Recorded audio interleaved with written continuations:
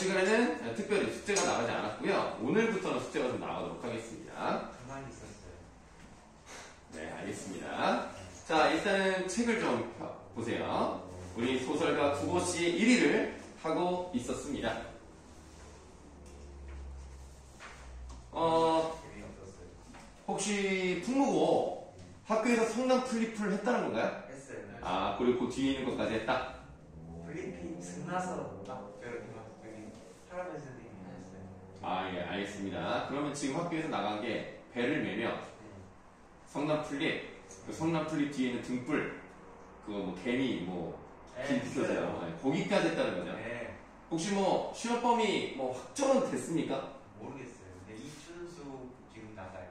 뭐가 나가요? 이춘수요. 다음 시간부터 이춘수. 이춘수요? 네. 이춘수가 뭐지? 이춘수? 네. 이춘수 시인의 그 교과서에 있는 거야? 네. 이춘수 아니야? 이춘수? 무슨 수니? 아, 김춘수? 아, 김춘수. 아, 김춘수. 아니, 말을 똑바로 해야지. 이춘수가 누구야? 뽕떡같이 말씀드리면 한떡같이 알아주시면 센스가 있을 거예요. 근데 김춘수 씨 뭐를 나간다? 무슨 꽃 아니었냐고. 꽃을 나간다고? 낙타인가요? 꽃이었던 것 같아요. 꽃. 아니, 김춘수의 꽃이 유명한데 그게 네. 교과서에 있어? 예. 그럼 꽃이라고 하나? 난 춘수만 들었어요. 춘수 꽃이었어. 하여튼 꽃이랑 관련있는 거. 아, 그럼 꽃이 맞을 텐데 꽃이 교과서에 있나 해가지고. 그래서 내가 또 다음 시간에 또 얼마나 감성적으로 하시려나 하고 꽃이 교과서에 없는 것 같은데. 모르겠어요. 그럼 교과서에 없는 걸 하겠다는 뜻인가? 이미 없는 작품 2개 나왔어요. 뭐야? 그걸 말해줘야지. 뭐였냐? 딸려서 2개 나오지 않아요? 그 연관된 작품이요. 그러니까 뭐. 배를 밀며랑 연관된 작품 하나. 배를 나왔고. 밀며. 매며. 아니, 배를 매며가 교과서에 있는 거잖아. 네. 연관된 작품으로 배를 밀면을 배운 건 아니에요? 아니요. 배를 밀면 할 수도 있거든. 그 제가 알아보겠습니다. 다음 시간에. 다음 시간까지 알아보지 마시고 그냥 바로바로 그냥 알려주세요, 나중에. 네. 뭐 유치원의 시인가? 행복? 아니야? 그거 아니야? 뭔 내용이었어요? 기억이 안 나요. 그냥 그 선생님 아까한테밖에 기억이 안 나요. 옳지 바람을 타고 살랑 막 이러면서 약간 이렇게 말씀하세요. 네? 옳지. 꽃이 바람 보고 살랑살랑이라고 시작한다고 시간? 아니요, 약간 그런 식으로. 아, 그런 식이라고? 알겠어요. 좀 알고 있으면 바로바로 좀 알려주셔야 도움이 좀 되겠습니다. 자, 그러면 일단 우리는 소설가 국어 씨의 1위를 해보도록 하겠습니다. 날씨가 막 많이 따뜻해져가지고. 제 마음도 다시 따뜻해지네요. 아빠 차갑다네. 네, 어서오세요. 자, 빨리 여기 앉아가지고 소설가 국어 씨의 1위를 해보도록 합시다.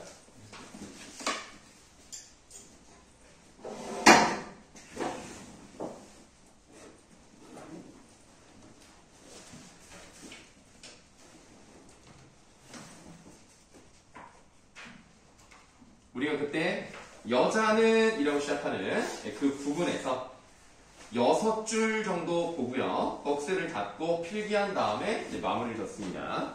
맞죠? 여러분들이 이 소설가 국어 씨 1위를 보시면 좀 답답한 느낌이 있어요. 이 글은 의식의 흐름으로 가고요. 이 사람이 생각하는 것을 위주로 우리가 따라가게 되어 있습니다. 이 글은 전지적 작가 시점임에도 불구하고 마치 1인칭인 것처럼 간다는 거예요. 나라는 사람은 나타나지 않지만 국어의 입장에서 서술이 되기 때문에 독자는 그 사람의 눈을 따라가게 되어 있습니다. 이 글은 국어가 집에서 시작을 해가지고 쭉 한 바퀴를 돌고 다시 집으로 돌아가는 여로형 구조 중에서 원점 회귀형 구조를 갖게 되는데요. 그런 모습이 잘 나타나 있습니다. 여기 가서 보고 저기 가서 보고 생각한 걸 쓰고 뭐 이런 느낌으로 갑니다. 자, 이제 버스에서, 버스가 아니라 전차에서 여자를 만났고요. 그 꺽쇠 친 다음 부분 그러나부터 보도록 하겠습니다. 자, 그러나 자기가 기억하고 있는 여자에게 자기의 기억이 없으리라고 생각하는 것은 누구에게 있어서든 외롭고 또 쓸쓸한 일이다. 9번은 여자와의 회견 당시, 이제 예를 들면 맞선을 봤다는 얘기예요. 당시에 자기의 그 대담한 혹은 뻔뻔스러운 태도와 화술이 그에게 적잖이 인상 주었으리라고 생각하고, 그리고 여자는 때때로 자기를 생각해 주고 있었다고 믿고 싶었죠. 그러니까 이 사람이 말을 할 때 약간은 뭐랄까, 약간 거만한 느낌이라고 할까요? 그래서 자기가 뭐 많이 안다, 뭐 지식을 뽐내고 막 그랬겠죠? 그것을 굉장히 긍정적으로 생각을 하고 인상을 줬을 것이다, 이렇게 생각을 하는데, 그는 분명히 나를 보았고 그리고 나를 나라고 알았을 게다. 그러한 그는 지금 어떠한 느낌을 가지고 있을까? 그것이 9번은 알고 싶었다. 그는 결코 대답하지 못한 눈초리로 비스듬히 두 칸 통 떨어진 곳에 앉아있는 여자의 옆 얼굴을 곁눈질하였다. 그리고 다음 순간 그와 눈이 마주칠 것을 겁하여 무서워하면서 시선을 돌리며 여자는 혹은 자기를 곁눈질한 남자의 꼴을 곁눈으로 느꼈을지도 모르겠다고 그렇게 생각하여 본다. 여자는 남자를 그 남자라 알고 그리고 남자가 자기를 그 여자라 안 것을 알고 있을지도 모른다. 이러한 경우에 나는 어떠한 태도를 취해야 마땅할까 하고 9번은 그러한 것에 머리를 썼다. 보시면은 쉼표가 상당히 많습니다. 쉼표가 많다는 얘기는 이 사람의 생각이 그대로 잘 드러나 있기 때문에, 생각이라는 것을 쭉 하다기보다는 생각하다가 잠깐 멈췄다가 이랬다가 저랬다가 이럴 수 있기 때문에 그런 것들을 지금 보여주기 위해서 쉼표를 많이 찍는 것을 알 수가 있어요. 아른체에서 이제 박스 한번 열어볼게요. 아른체를 하여야 옳을지도 몰랐다, 혹은 모른 채 하는 게 정당한 인사일지도 몰랐다 하고 닫아보시면, 이래야 되나 저래야 되나, 있을 수도 있고 없을 수도 있습니다. 이 결정력이 부족하죠.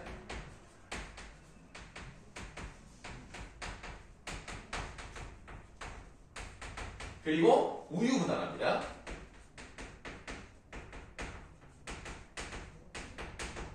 그렇군.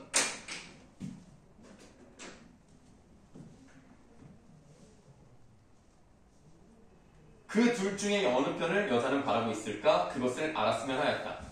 그러다가 갑자기 그러한 것에 마음을 태우고 있는 자기가 스스로 괴이하고 웃으며 나는 어찌 교만이로 이렇게 흥분할 수가 있었던가 하고 스스로를 의심해 보았다. 그러면 나는 마음속 극이 그를 생각하고 있었던지도 모르겠다고 생각해 보았다.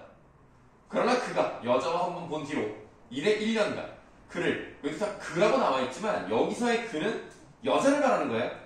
그러니까 그가 여자와 할 때 그는 9번을 말하는 거고, 그를 일찍이라고 했을 때는 여자를 말하는 겁니다. 그를 일찍이 한 번도 꿈에 본 일이 없었던 것을 생각해 내었을 때 자기는 역시 진정으로 그를 사랑하고 있는 것은 아닌지도 모르겠다고 그러한 생각이 들었다.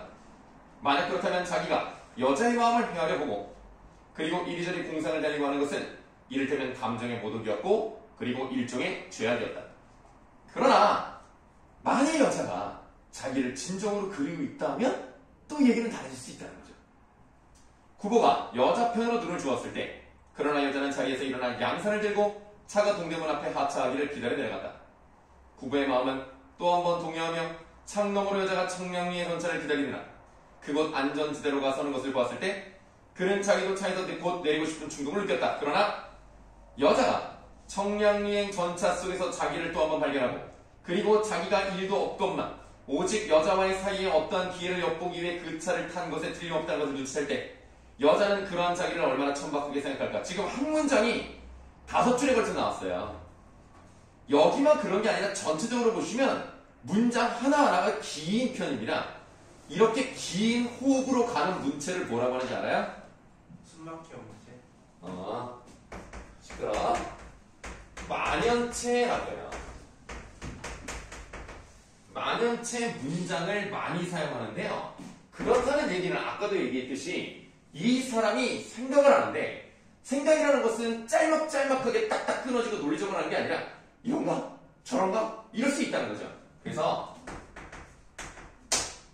와우, 힘이 넘쳐나는데요.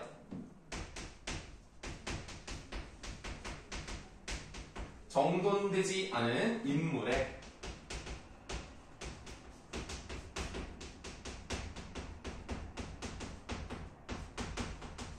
사유 전개 과정을 보여주는데 딱 잘 맞는다는 얘기예요.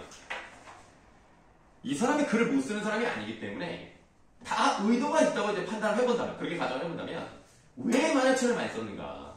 결국 이 글은 심리 소설이기 때문에 그 심리적인 모습을 보여주고 싶었던 것이다.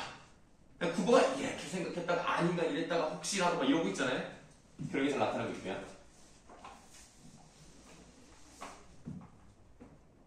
그래, 구보가 망설거리는 동안 전차는 달리고 그들의 사이는 멀어졌다. 마침내 여자의 모양이 완전히 그의 시야에서 떠났을 때 구보는 갑자기 아차 하고 뉘우칩니다. 한번 얘기라도 해볼 걸 그랬나? 계속 이러고 있죠. 행복은 그가 그렇게도 구하여 마지 않던 행복은 그 여자와 함께 영구히 가 버렸는지도 모른다. 여자는 자기에게 던져줄 행복을 가슴에 품고서 구보가 마음의 문을 열어 가까이 와주기를 갈망하였는지도 모른다. 왜 자기는 여자에게 좀 더 대담하지 못하였나? 구보는 밑줄 하세요. 여자가 가지고 있는 온갖 아름다운 점을 하나하나 세어봐요. 부질없는 일이지만 혹시라도 그 여자를 만났을 때 그 여자는 이런 점이 좋았을 텐데 라고 생각한다는 것을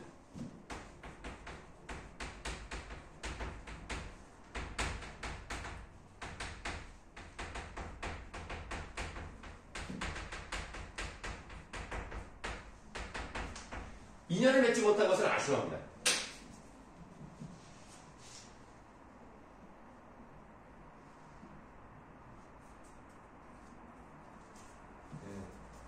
네? 네. 혹은 이 여자 말고 자기에게 행복을 약속해주는 이가 없지나 않을까 하고 그렇게 생각하였다. 방향판을 한강교로 갈고 전차는 훈련원을 지났다. 9번은 자리에 앉아 주머니에서 오전 동백화를 꺼내 미안합니다. 백통화를 골라 꺼내면서 비록 한 번의 꿈에 본 일은 없었더라도 역시 그가 자기에게는 유일한 여자가 아닐까 하고 생각해본다. 자기가 그를 그동안 대수롭지 않게 여겨왔던 것 같이 생각하는 것은 구보가 제 감정을 속인 것에 지나지 않을지도 모른다. 그 여자가 다시 할게요. 그가 여자를 만나 보고 돌아왔을 때 그는 집에서 아들을 궁금히 기다리고 있던 어머니에게 그 여자면 정도의 뜻을 표하였었던 것에 틀림없었다.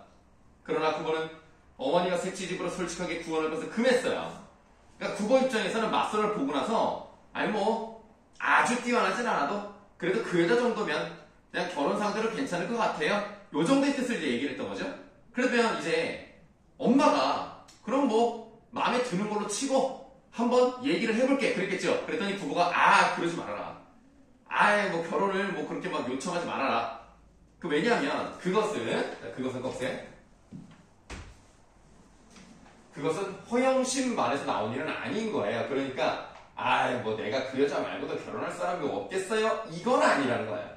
그게 아니고 그런 여자가 자기 생각을 안 하고 있는 경우에 객적계실이 여자를 괴롭혀주고 싶지 않았던 까닭이다. 그러니까 나는 뭐가 있다고 봐야 돼? 그 여자가 혹시라도 자기를 마음에 두지 않았는데 자기가 요청을 하면 부담스러울 수 있잖아. 나름의 배려를 하는 거야. 9번은 여자의 의사와 감정을 존중하고 싶었다고요. 받아보시면 9번 성격이 어떤지가 나오죠. 배려심은 있어요. 그러나 뭐가 부족하죠? 자신감이 부족합니다. 네. 혹시라도 마음에 안 들어 하고 있는데 괜히 건드리는 거 아니야? 그러니까 뭔가 좀 자기 재보는 거죠. 아닐 수 있죠. 네, 그러나 물론 여자에게서는 아무런 말도 하여 오지 않았다. 9번은 여자가 은근히 자기에게서 무슨 말이 있기를 기다리고 있는 것이 아닐까 하고도 생각하여 보았다. 그러나 그런 것을 생각하는 것은 제 자신 우스운 일이다. 그러는 동안에 나는 가고 그리고 그것에 대한 흥미를 9번은 읽기 시작하였다. 혹시 여자에게서라도 먼저 말이 있다면 그러면 9번은 다시 이 문제에 흥미를 가질 수 있을 것이다.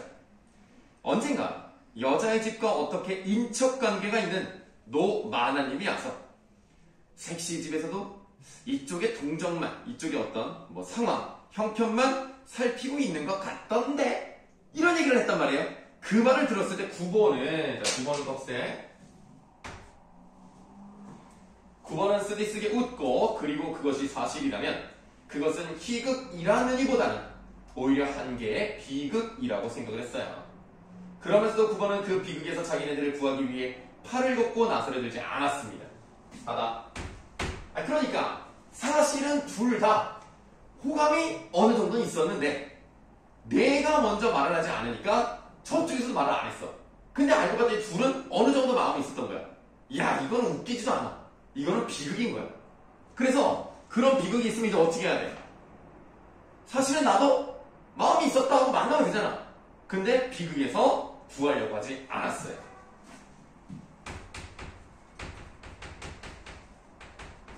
결단성과 행동력이 없는 성격입니다. 9번은 MBTI 확실히 I로 시작하는 사람이 맞아요. 이 생각해보니까 저를 짝사랑하는 사람이 지금 한 100명 정도 있을지도 모르겠네요. 근데 제가 모르고 있는 거 잠깐 카메라를 끌까요? 뒤지게 패고 싶네 저거. 아니, 말도 안 되는 소리 하지 마. 만 명 있을까요? 너무 부끄러워서 고백을 못하고 있는가 봐요. 저 그런 사람 아닌데. 너는 네. 도대체 이 세상을 어떻게 살아가려고 아니 그런 헛소리를 자신 있게 해? 자신이 당연히 있죠. 제가 자. 아는 거 아닐까요? 시끄럽고요. 네. 일단은 그 본문은 끝났습니다만 뒤로 좀 넘겨보시면 다른 소설가 구보지의 이름이 나와요. 그러면 이제 몇 장 넘겨보시면 페이지가 85쪽이라고 되어 있는 부분이 있습니다. 그 85쪽의 중간까지가 우리가 이제 배웠던 내용이라고 생각하시면 되겠고요. 조그만이라고 시작하는 거 있죠. 85쪽이라고 되어 있는 예, 부분에 조그만이라고 소제목처럼 그렇죠? 네. 못 찾음? 거기 조그만 거 있죠? 거기서부터 한번 보도록 하겠습니다. 자, 조그만 한 개의 기쁨을 찾아 9번은 남대문을 안으로 밖으로 나가보기로 한다. 그러나 그곳에는 불어드는 바람도 없이 양옆에 웅숭그리고 앉아있는 서너 명의 지게꾼들의 그 모양이 맥없다. 기운 없이 딱 지게꾼들이 있는 거예요. 9번은 고독을 느끼고 밑줄 합니다. 사람들이 있는 곳으로, 약도하는 무리들이 있는 곳으로. 그러니까 사람들이 많으면 어때? 번화하고 웅성웅성하고 뭔가 역동적인 느낌이 있고 살아있음을 느낄 수 있단 말이에요. 그래서 이게 밑줄 칠 부분은 왜 여기를 가고 싶은가? 거기는 생동감,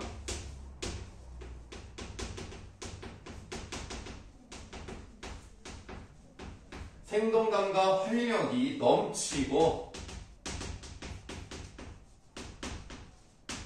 온전히 느껴지는 곳.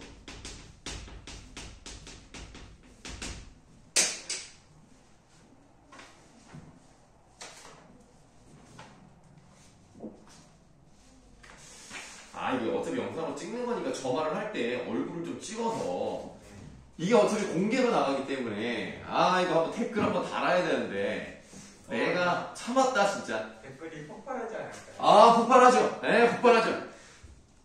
그리고 구독자가 엄청 많아질 것 같아요. 네. 저 구독자 야. 283명이에요. 안 물어봤어요. 제 채널. 그리고 이건 내 채널이에요. 네. 선생님은 30명밖에 안 되잖아요. 34명. 네. 자, 8배 차이 나시네요. 그냥 친구들이 불쌍해서 눌러줬겠지요. 네. 나는 구독을 별로 원하지 않기 때문에 구독과 좋아요, 알람 설정 이런 거 얘기하지 않습니다. 알아서 누르겠죠. 자, 그다음 그런 곳으로 가고 싶다 생각한다. 그는 눈앞에 경성역을 본다. 지금의 서울역이죠. 그곳에는 마땅히 인생이 있을 것이다. 이 낡은 서울의 호흡과 또 감정이 있을 게다. 도회의 소설가는 모름지기 이 도회의 항구와 친해야 된다. 그러니까 기차가 드나드니까 비유적인 표현을 썼죠. 항구라고. 그러나 물론 그의 직업의식은 어떻든 좋았다. 다만 9번은 고독을 3등 대합실 군중 속에 피할 수 있으면 그만이다 라고 되어 있는데 옛날에는 기차에 1등 칸, 2등 칸, 3등 칸이라고 되어 있어서 비행기처럼 퍼스트 클래스, 비즈니스, 발음이 왜 이래? 비즈니스, 그 다음에 이코노미 이런 식으로 나눠져 있잖아요. 이런 것처럼 기차에도 그런 게 있었어요. 그러면 3등 대합실이니까 가격이 좀 어때요? 좀 싼 거예요. 그냥 일반적인, 좀 비교적 저렴한 그런 것을 사람들이 이제 타죠. 그럼 여기 있는 사람들은 좀 돈이 많은 사람들은 아닐 거예요. 그냥 보통 사람들이겠죠. 거기에서 자기가 사람들 사이에서 고독을 느끼지만 않으면 된다 이겁니다. 그러나 오히려 밑줄 고독은 그곳에 있었어요. 사람들은 많은데 혼자 외로움을 느끼는 걸 뭐라고 하죠? 상대적 몫이. 뭐라고요? 사람 많은데. 6글자로. 사람들이 되게 많아. 막 크라우디드 하다 말이야. 그런데 거기에서 외로움을 느껴요. 그 보통 6글자로 하는 말이 있는데. 비와 외로움 할 때. 군, 중, 몰라? 군중 속에 고독. 이런 걸 못 들어봤어? 예. 뭔가 한적일 줄 알았어. 그냥 들어보셨으면 쓰세요. 못 들어요. 안 쓸게요.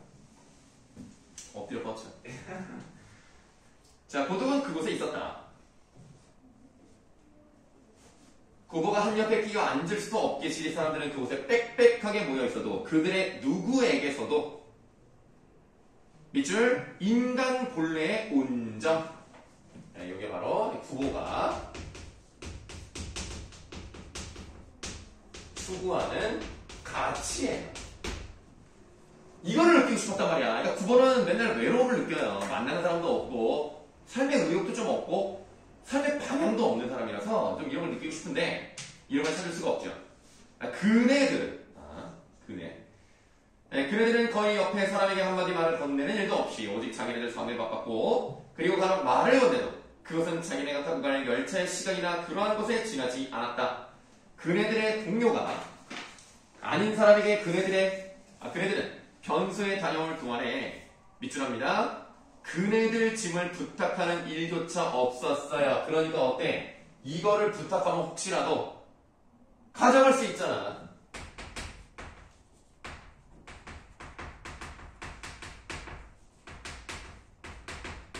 서로를 믿지 못하는 사람들의 모습이 나타나 있습니다. 자, 지금 여기가 어디죠? 사우역이요. 경성역이죠. 경성역이라는 것은 서울에서 많은 사람들이 왔다 갔다 하는 곳이기 때문에 여기에는 이 당시 서울, 조금 더 넓게 본다면 도시, 현대인들의 모습이 다 나타나 있는 부분이라고 보시면 되겠습니다. 이 현대인들의 모습이 어떤지가 나오는 거고요. 그리고 뒤에 보시면 좀 구체적으로 나오게 되는데 이거를 통해서 우리가 현대인의 어떤 모습이 나타나는지 한번 보도록 할게요. 남을 결코 믿지 않는 그네들의 눈은 보기에 딱하고 또 가엾었다. 그러니까 뭐예요? 연민의 감정을 느끼고 있는 거죠. 연민이라고 쓰세요.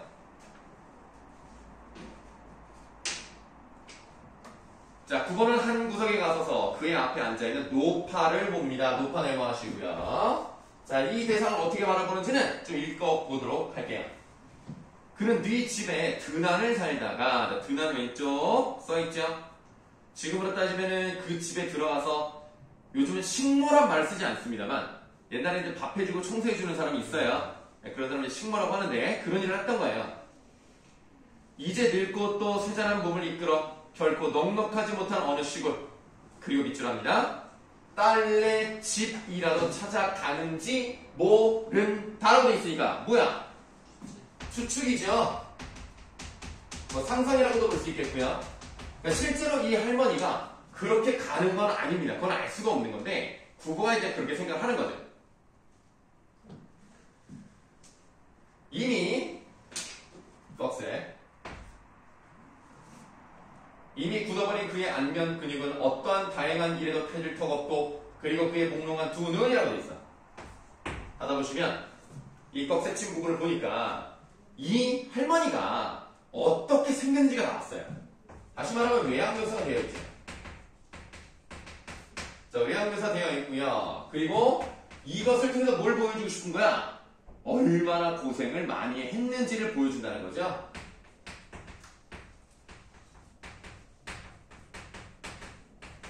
눈물이 나네요. 뭐라고요? 눈물이 나네요. 거짓말하지 마. 자, 이번에 고단한 삶을 표현하고 있습니다.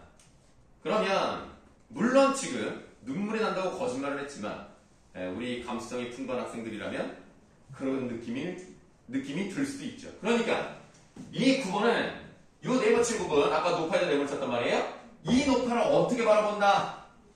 연민의 대상으로 바라본다. 네, 이렇게 볼 수 있다는 거죠.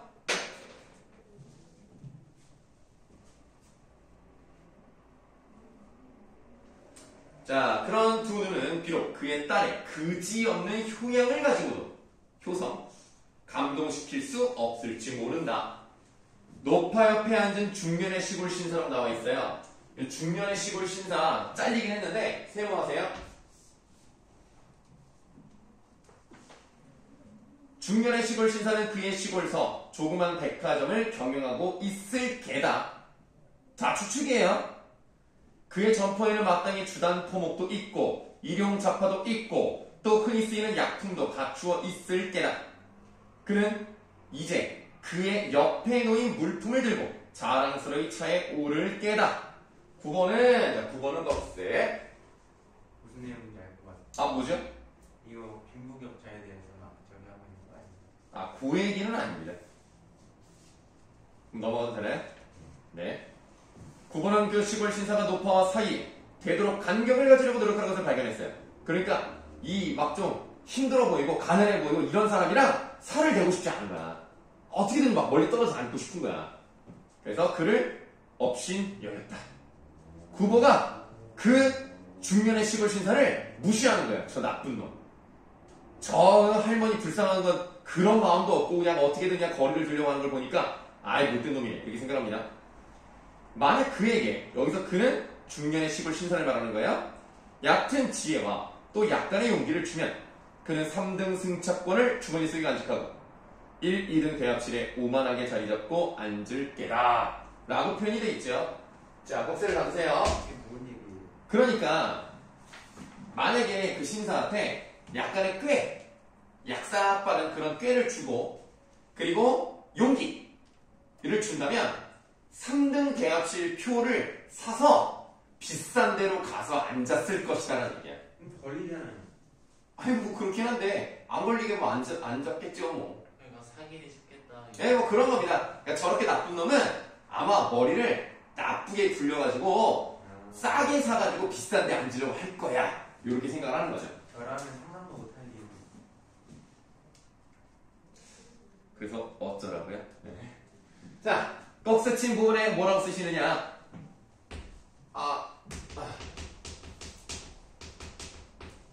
거만함에 대한 냉소적 비판이 나왔어요. 그러니까 9번은 이 중년의 시골 신사를 나쁘게 본다 이거예요. 그러면 아까 우리가 세모친 거 있네요. 이 세모친 부분은 비판의 대상으로 쓰면 되겠네. 그렇군.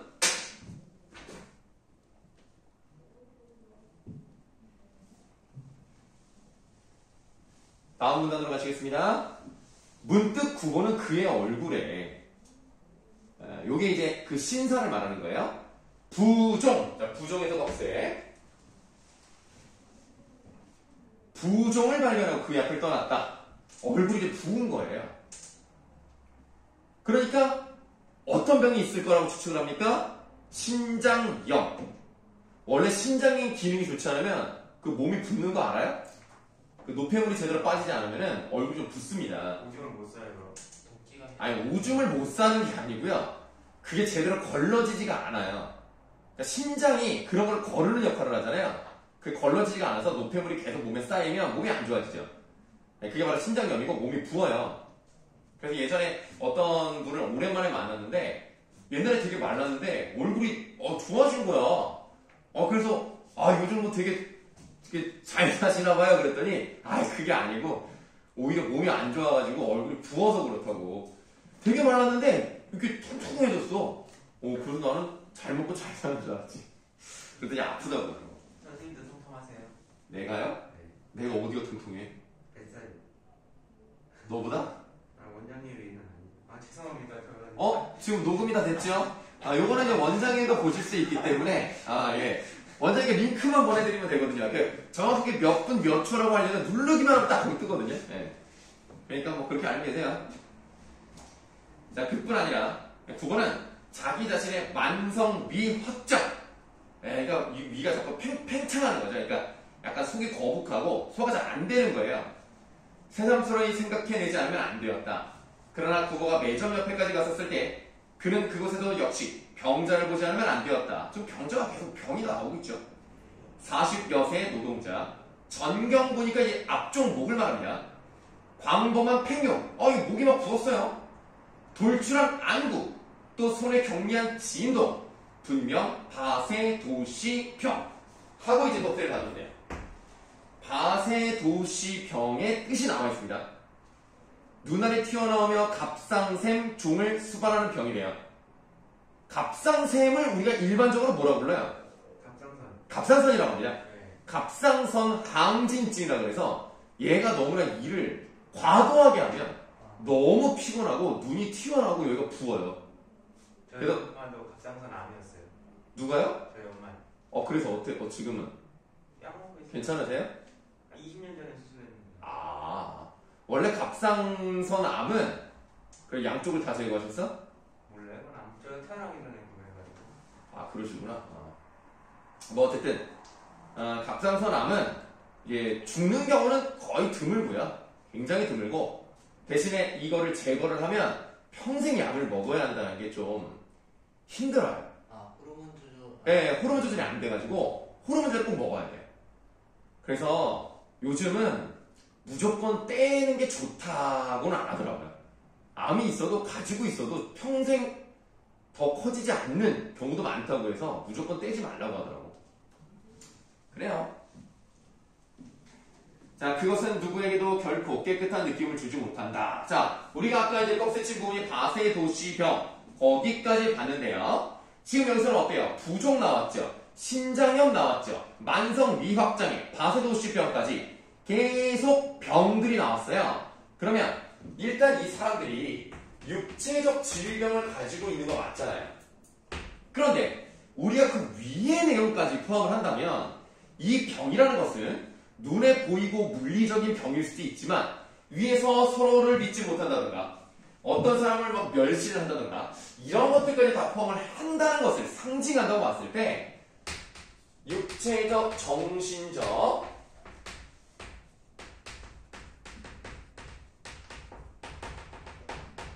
질병을 앓고 있는 현대인의 모습 이런 것들까지 의미할 수 있겠다.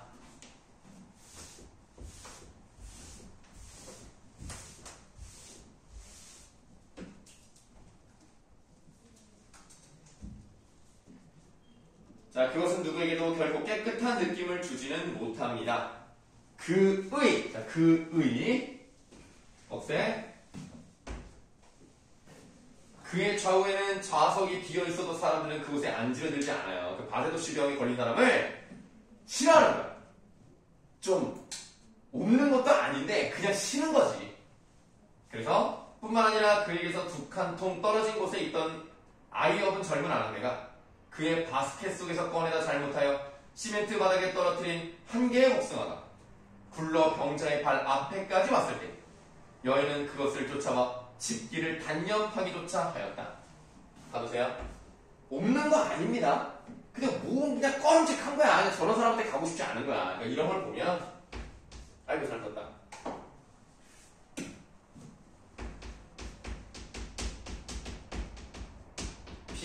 비인간적인 모습이 나타나 있어요.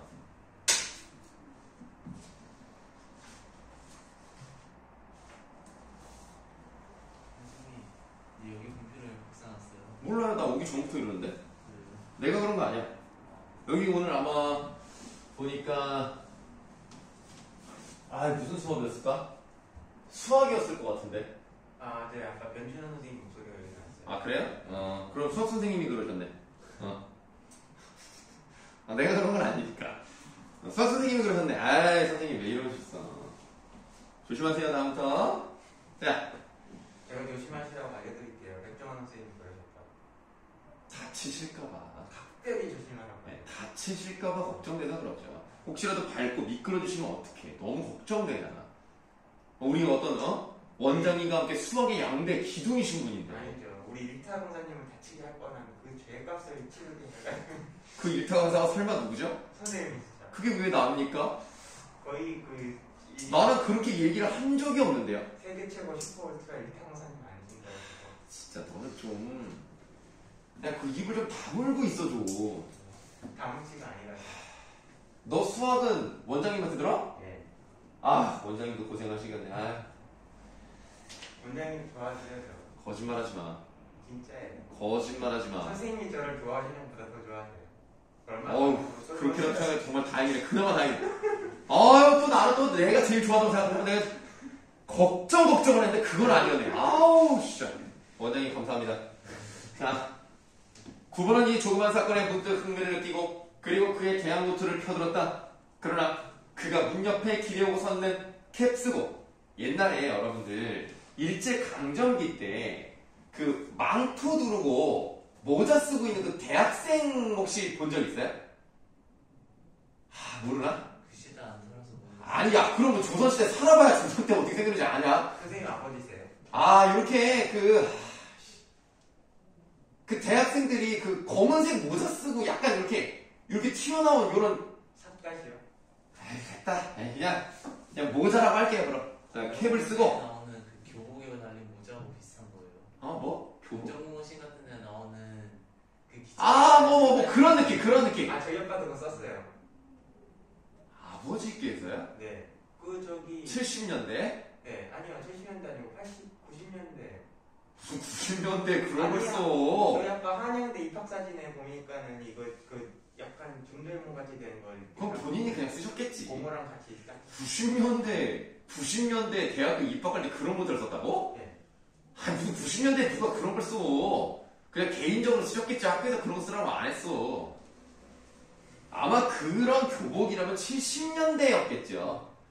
70년대나 80년대 초반? 요때였을걸요? 어쨌든 그냥 몰라 넘어가 그냥. 자, 캡 쓰고 린네르 스메리 양복 입은 사내. 그 온갖 사람에게 의욕을 갖는 두 눈을 발견하였을 때 국어는 또다시 우울 속에 그곳을 떠나지 않으면 안 된다. 의심하는 거를 보고 실망해서 또 떠나요.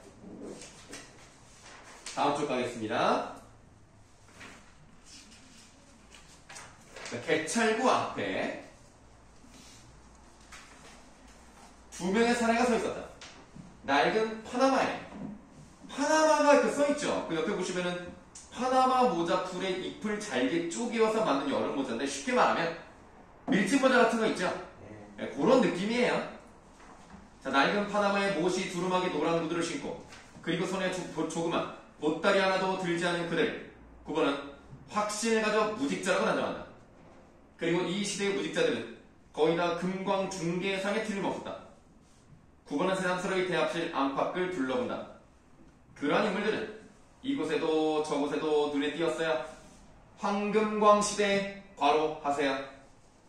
황금에 미쳐있는 시대 1930년대 우리나라의 시대가 어떤 모습을 가지고 있는지를 보여줍니다. 이 당시에 금광을 캐는 게 아주 열풍이었어요. 마치 비트코인에 뛰어든다는 그런 느낌으로 보시면 돼요. 그래서 성공하면 대박이지만 쫄딱 망하는 사람도 많다는 거죠. 그런 거에 해당이 됩니다. 이게 금광에 내가 금광을 캐는 사람들 투자라는 거예요. 그러니까 그렇죠. 그 총독부에 가가지고 등록을 해요. 내가 요 산의 요 부분을 캐겠다. 등록을 하고 거기다 돈을 내고 그리고 이제 가서 사업권을 얻어서 팔아요. 팠는데 안 나와? 그럼 그냥 쫄딱 망하는 거고. 선생님 파는데 금이 나와? 대박 치는 거죠. 그때 얼마나 보셨어요? 언제? 그때 내가? 네. 일제강점기 때요? 네.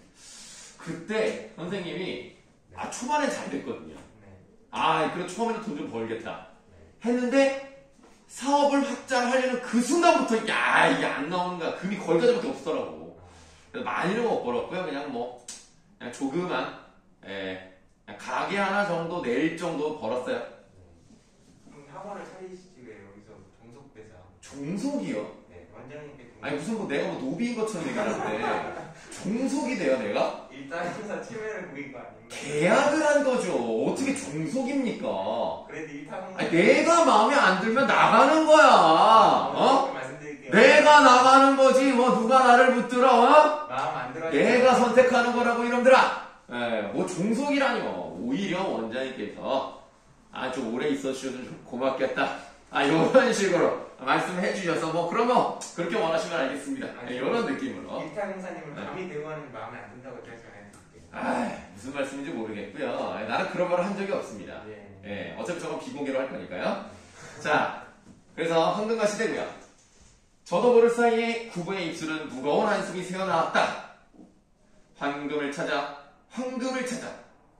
그것도 역시 숨김없는 인생의 분명히 일면입니다. 그렇죠?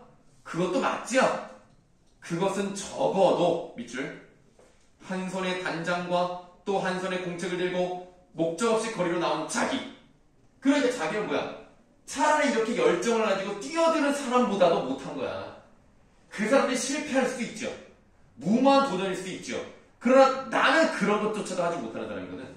그러니까 나는 어떤 사람이냐? 현실적 능력이 결여된 사람이야. 자기 스스로를 비웃고 있죠. 이걸 뭐라 그러죠? 자조적이라고 하죠. 자조적입니다.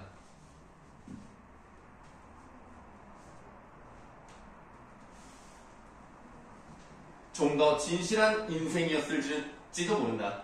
시내에 산재한 무수한 광무소, 인지대 100원, 열람비 5원, 수수료 10원, 지도대 18전. 이거 돈을 내면 출원 등록이 됩니다. 이제 거기다 광물을 캘 수 있는 권리를 얻었어요.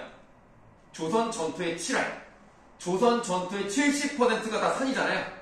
캐면 돼요. 이제 시시각각으로 사람들은 졸부가 돼요. 성공하면 대박. 근데 또 몰락해가는 사람도 많았다는 거예요. 그러니까 비트코인이 오르기 전에는 정말 돈을 많이 벌었겠죠. 근데 최고점에서 돈 쏟아부은 사람은 많은 거죠. 8천만 원대까지 갔다가 한때 3천만 원대까지 갔어요. 그럼 뭐 그냥 망한 거 아닙니까? 코인 하나가 5천만 원이 내려갔는데 그럼 3개 샀으면 1억 5천이 날라간 거야. 망했죠 뭐. 황금광 시대. 그런데 이렇게 황금에 미친 시대에는 밑줄에요. 그들 중에는 평론가와 시인, 이러한 문인들조차 끼어 있었습니다. 평론가, 시인, 문인들, 글을 쓰는 또는 글을 평가하는 사람이잖아요. 이런 사람들은 물질적 가치를 중요하게 생각하면 안 돼. 정신적 가치를 중요하게 생각해야 될 사람들이야. 이런 사람들조차 매달리고 있는 거예요.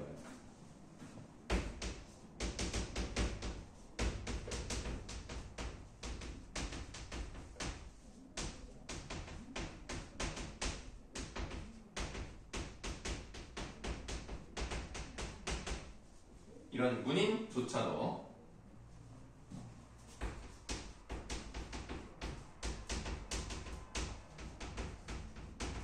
금강에 매달리고 있는 것을 보니까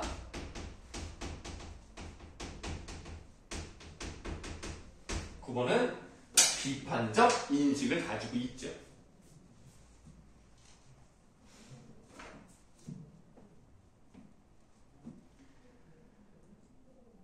구번은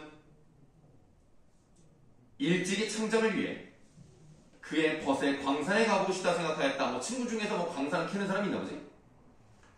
사람들의 사행시, 황금의 매력, 그러한 것들을 구번은 보고 느끼고 하고 싶었다. 그러나 고도의 금광렬은 오히려 총독부 청사, 동측 최고층, 광목과 열람실에서 볼 수 있었어요. 문득 한 사내가 둥글럽적한 그리고 또 비속한 얼굴에 웃음을 띠고 구보 앞에 그의 모양 없는 손을 내민다. 그도 벗이라면 벗이었다. 중학시대 열등생, 공부 못했어요. 구번은 그래도 약간 웃음이 가까운 표정을 지어 보이고 반갑진 않은 거야. 그리고 단장 든 손을 그대로 내밀어 그의 손을 가장 엉성하게 잡았다.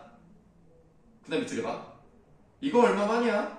어디? 가나? 응. 자네는? 지금 보시면 말을 하는 부분인데도 어떻게 돼 있어요? 따옴표가 없죠. 그래서 뭘 할 수 있느냐? 서술과 대화를 구분하지 않아요. 뭐 이런 서술 방식을 가지고 있죠. 뭐 이런 게 좀 특이합니다.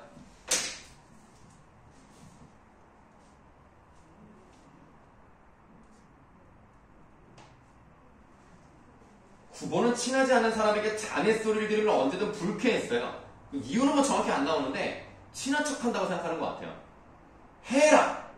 그러니까 뭐야 이것 좀 해라. 저것 좀 해라. 차라리 이건 나아요. 근데 헤라체 아니에요? 맞아요.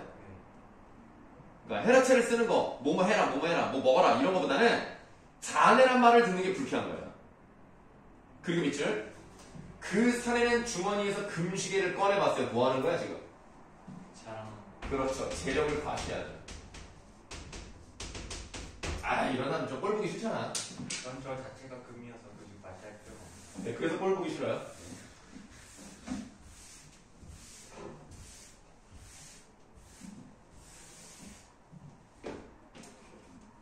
자, 다음에 국어의 얼굴을 쳐다보며 저기 가서 차라도 안 먹으려나. 전당포 집의 둘째 아들 돈을 좀 벌었나봐. 국어는 그러한 사내와 자리를 같이 차를 마실 생각은 없었어. 그러나 그러한 꺽쇠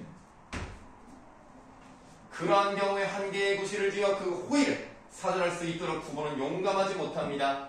따두시면 성격이 어떻다고요? 우유부단하죠.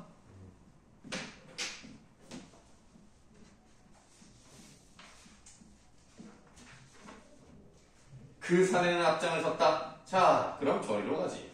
그러나 그것은 구보에게만 한 말이 아니었다. 구보는 자기 뒤를 따라오는 한 여성을 보았다. 그는 한번 흘낏 보기에도 한 사내의 애인된 티가 있었다. 어느 틈에가 꺽쇠? 어느 틈에가 이런 자도 연애를 하는 시대가 왔나. 세상스러이 그 천한 얼굴, 그러니까 천박한 얼굴이 쳐다보였으나 그러나 서정시인조차 황금광으로 나서는 때다. 봐봐요. 그러니까 지금 세태에 대해서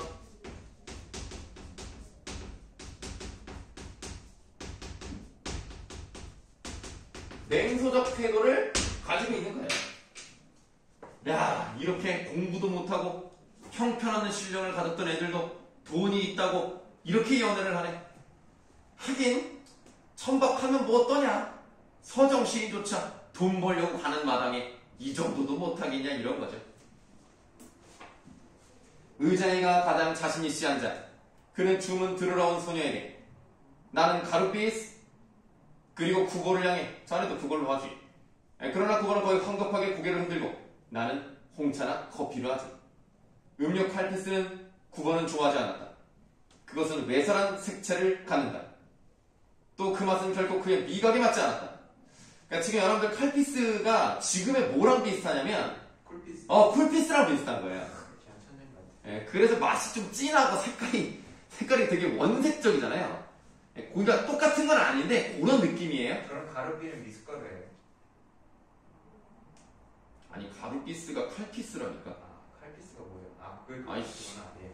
자, 국어는 차를 마시며 문득 끽다점에서 사람들이 취하는 음료를 가져 그들의 성격, 교양, 취미를 어느 정도까지 알 수 있을 것이 아닌가 하고 생각하여 본다. 그리고 그것은 동시에 그네들은 그때의 기분조차 표현하고 있을 게다. 국어는 맞은편에 앉은 사내의 그 교양 없는 이야기에 건성 맞장구를 치며 언제든 그러한 것을 연구해 보리라 생각한다. 자, 뒷부분의 줄거리 볼게요. 여기서 나온 국어는 시인이면서 생계를 위해 신문 기자로 일하는 것을 가방으로 불러내어 문학에 관한 얘기를 나눠주는 권태를 느끼고 헤어진다. 다른 것과 저녁을 먹고 다시 혼자가 된 국어는 거리를 배회하며 유학 시절에 짧았던 연애를 회상하고 나름 뭐 연애를 했네? 벗을 기다리던 다방에서 중학 선배인 성가신 사내와 불쾌한 대화를 나눈다. 늦은 밤 국어는 벗과 술을 마시러 가고 술집 여급과 공허한 대화를 나누며 세상 사람 모두를 정신병자로 취급하고픈 충동을 느낀다. 새벽 2시에 술집을 나온 국어는 어머니의 행복을 위해 정상적인 생활을 하고 소설도 쓰겠다고 다짐하며 집으로 돌아오죠. 그러니까 원점 회귀형 구성이라고 보시면 돼요. 끝난 거예요? 네, 이렇게 끝났죠. 연애 얘기만 했는데.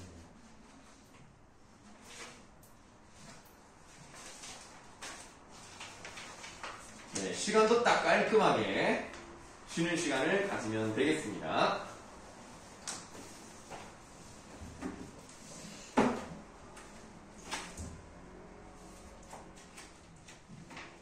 저것도 커피고 이것도 커피예요. 저거는 커피 아니야. 저건 무슨 딸기랑 관련된 것 같은데.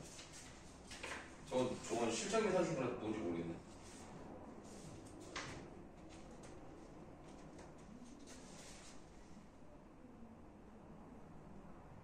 저거 되게 비싼 건데. 그래, 저도 저번에 하나 얻어먹었어요. 그러지 마. 저 귀엽고 예쁘고 잘생겼다고 살렸어요. 거짓말 하지 마. 거짓말하지 마. 진짜예요. 공부를 못해도 돼. 거짓말은 하지 마.